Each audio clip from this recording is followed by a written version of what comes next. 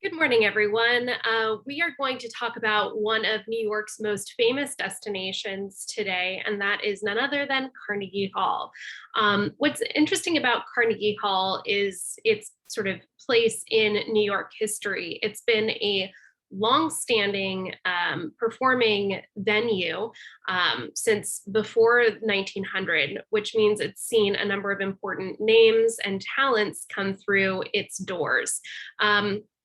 I'm sure there are a number of you who have never seen something at Carnegie Hall, and hopefully a number of you who have. If you haven't, I would encourage you to experience a bit of New York history by going at some point, especially if there's something there that you're interested in programming wise. While you might not be an immediate lover of classical or orchestral repertoire, there's a lot of classical music that does come through there that's of considerable note. And really engaging with that kind of genre live is much different than listening to a recording of it. So if you think that classical music is a snooze fest, there are definitely some pieces that aren't, and it's a much more engaging genre to interact with when you get to actually see it and experience it live. So that's my sales pitch for classical music for today, mostly because that's going to be our focus. However, I've decided that in our survey of this venue that I wanted to take note of some interesting diversions from the orchestral and classical music trend that have come through Carnegie Hall. In any case, as always, I've prepared lecture notes for today. Let me go ahead and share them with you right now. That'll give you an idea as to where we are headed for today's lecture. So as standard, part one, we're going to talk about the history of the venue and the venue specifics. And then in parts 2, 3, 4, talk about the different acts that have come through Carnegie Hall.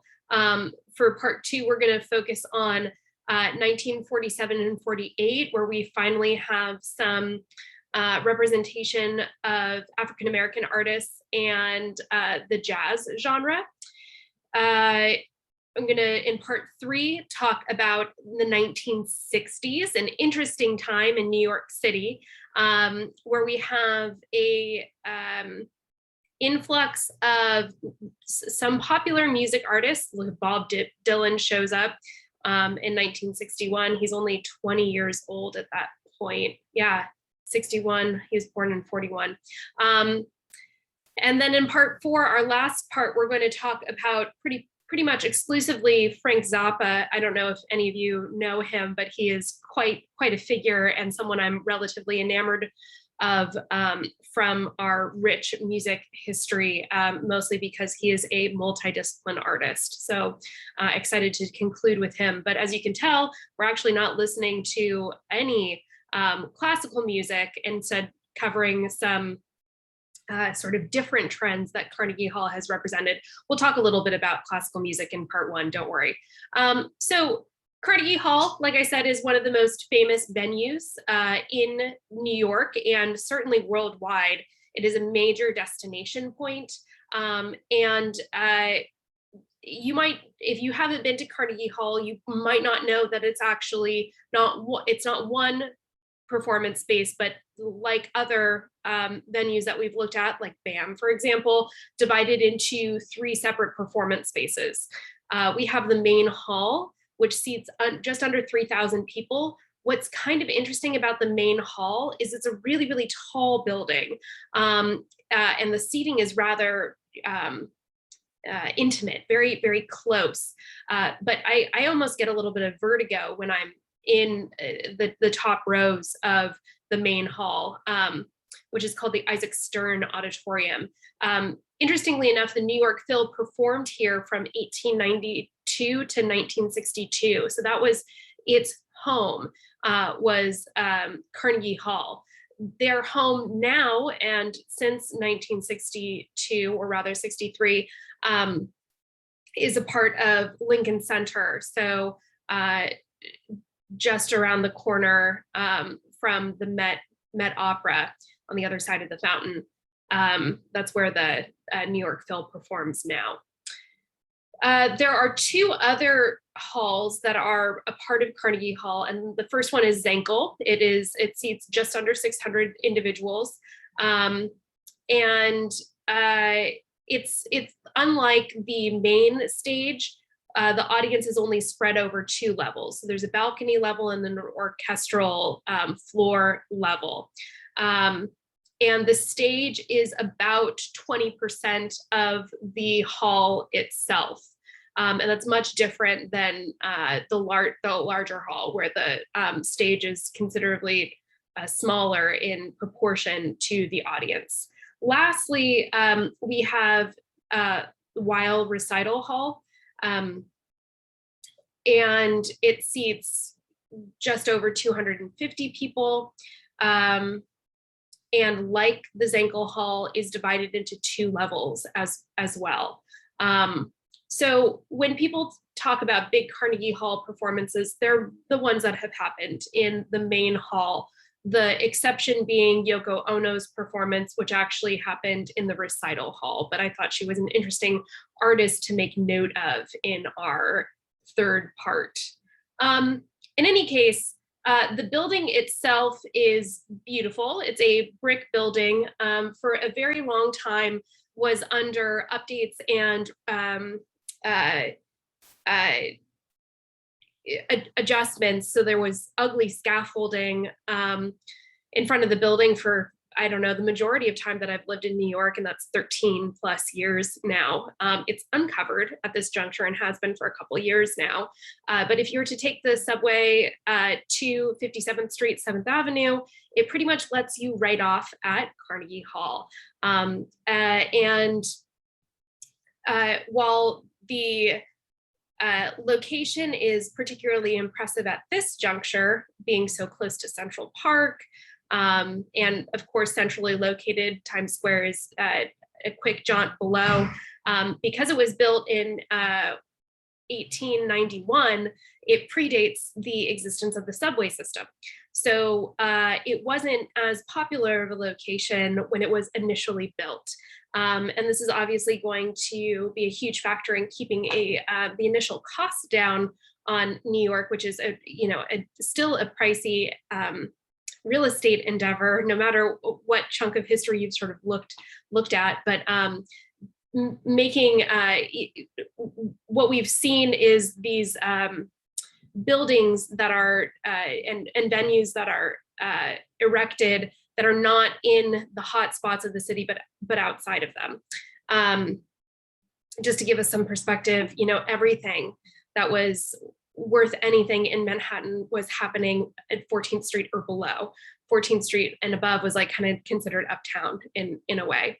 In any case, so Carnegie Hall, built by Andrew Carnegie. His last name should be very familiar at this point. He also had his hand in the second Madison Square Garden building, which was initially a P.T. Barnum building, is one of the major players in setting the stage for New York being a major force to be reckoned with pre-1900. And a philanthropist, that's a hard word for me to say, he had many hands in many different pots. So Carnegie Hall itself has put together a small retrospective on him. So I want to take this moment to talk a little bit about Andrew Carnegie, and then conclude our first part talking about the introductory premiere performance that opened the hall in the first place. So let me go ahead and toggle over to our first listening example for today.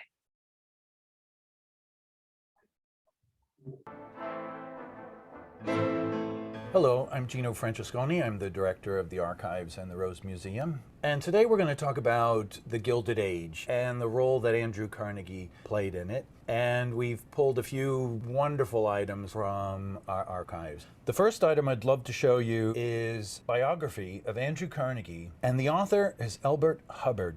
Elbert Hubbard was one of the proponents of the arts and crafts movement. This is the cover, etched in gold, and it's suede. This was printed by Elbert Hubbard himself. And I think that is one of the finest etchings of Andrew Carnegie I've ever seen. And this was hand blocked.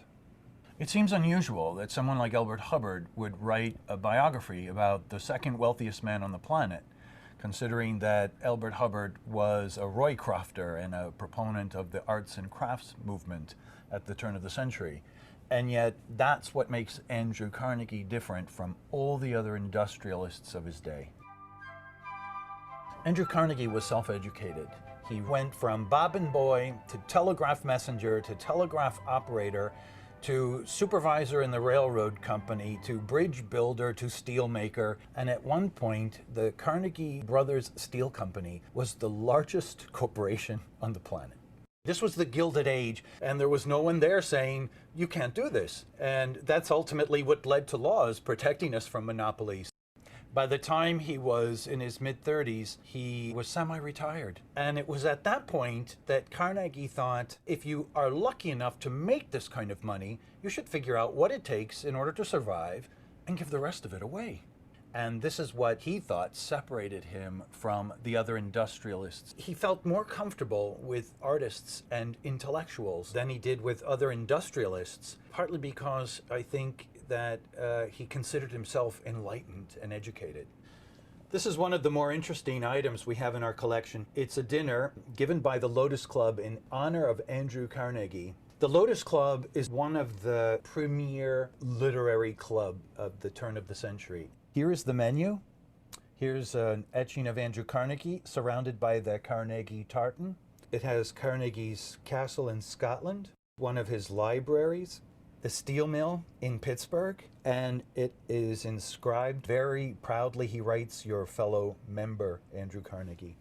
Carnegie considered himself a man of letters, and he started writing Triumphant Democracy, The Gospel of Wealth.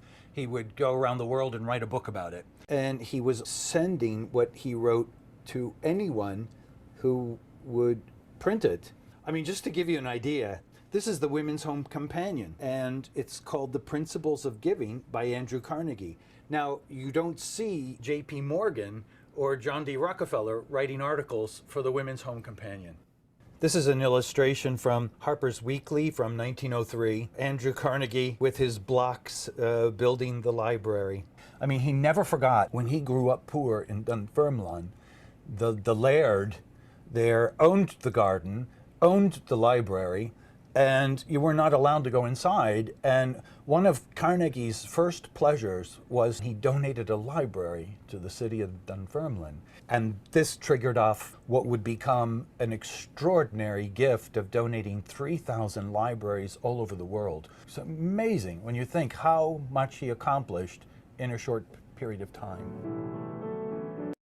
Okay, so Andrew Carnegie, not an unflawed individual, but in terms of the major monopolies, not too awful of a guy, especially because of his obvious giving towards educational institutions and represented institutions that represent arts and specifically music, big time.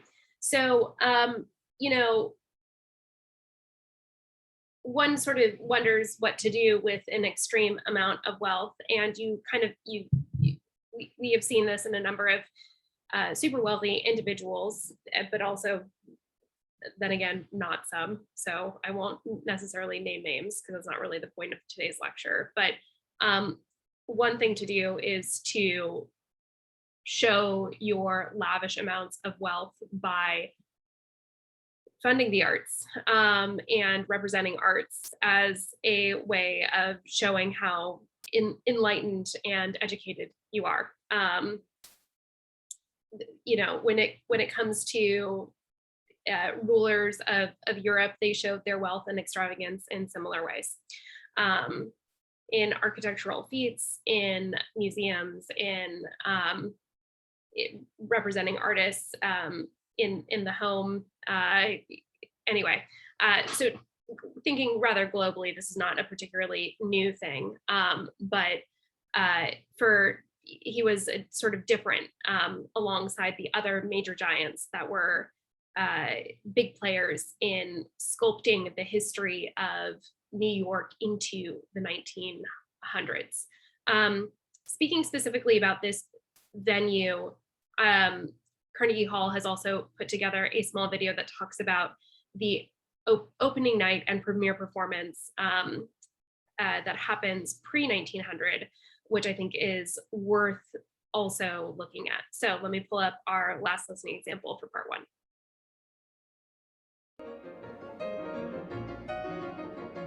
Hello, my name is Gino Francesconi. I'm the director of the Archives and the Rose Museum, and we are celebrating our 120th anniversary here at Carnegie Hall. And so I thought I'd like to take you back to opening night of 1891, and I'll show you some of the more rare treasures we have here. Ground was broken in 1889. This is the silver trowel that Mrs. Carnegie used to lay the cornerstone. And it says, with this trowel, Mrs. Andrew Carnegie laid the cornerstone of the new music hall building, southeast corner, 57th Street and 7th Avenue, New York, May 13th, 1890. Andrew Carnegie stood right next to his wife Louise and proclaimed that this hall will intertwine itself with the history of our country. Now, it's amazing because the corner of 57th Street and 7th Avenue, while it's Midtown today, on May 13th of 1890, it was 3.5 miles north of Midtown, the 14th Street area. That was Midtown. It was the heart of the city. People weren't really sure if this was going to be a success or not. It was an extraordinarily large building in a quiet neighborhood. This is really one of our treasures. It's one of the few drawings we have in the architect's hand. Now, the interesting thing about the architect is that he had never designed before a concert hall. William Burnett Tuthill was only 34 years old. Extraordinary when you think the chance that Andrew Carnegie took with this young architect. The history of acoustics was just beginning at this time, but Tuthill was an amazing cellist. The detailing was extraordinarily simple.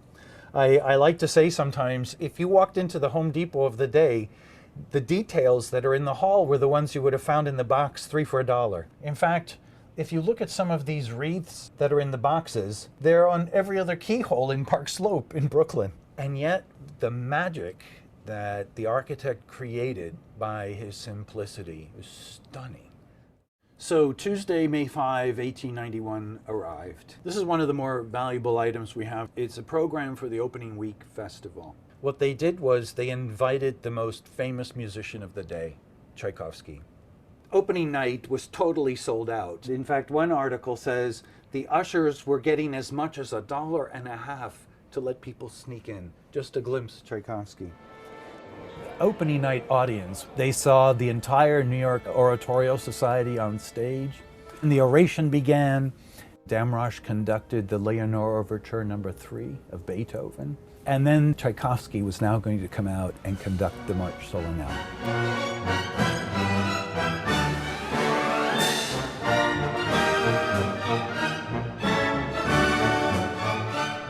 The next day, the newspapers were filled with praise. Everyone from the beginning was already saying this actually could become the center of New York's cultural scene. To me, it's as an American a story as any immigrant coming to this country and making it big. I mean, imagine, what are the chances of a poor location, an inexperienced architect, coming up with one of the greatest concert halls in the world.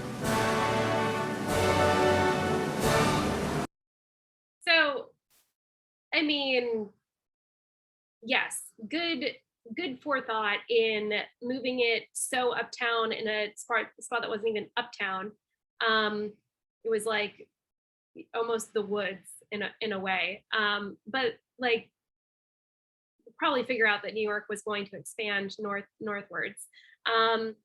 And even so, you know, once you pack an opening night with like one of the biggest names out there, you're going to get people to come.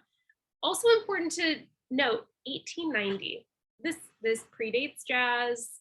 The popular music at the time, was like orchestral and romantic repertoire and operatic stuff. So Tchaikovsky was like, you might as well have put Michael Jackson in Carnegie Hall right out the door. And big opening night with a huge name, and then subsequent offerings that are also kind of big and spectacular. Yeah, the venue is going to absolutely take off. So lots of classical music representation, especially pre-1920. 1920, we start seeing the emergence. Obviously, the roots of jazz exist pre-1920, but like 1920s into 1930s, we have lots of jazz being represented, and of course, after that, into the 1940s, big band music is still very, very popular. So we're going to see Carnegie Hall offer different kinds of programming that yes, definitely classical music driven, has swayed, ebbed and flowed, moved a little bit with the taste of the people, which is interesting to see and think about with the venue. So we're going to, in part two, first talk about the 1940s, late 1940s, 47 and 48, talking about the representation of Black artists within the jazz genre. So I will see you back for part two shortly.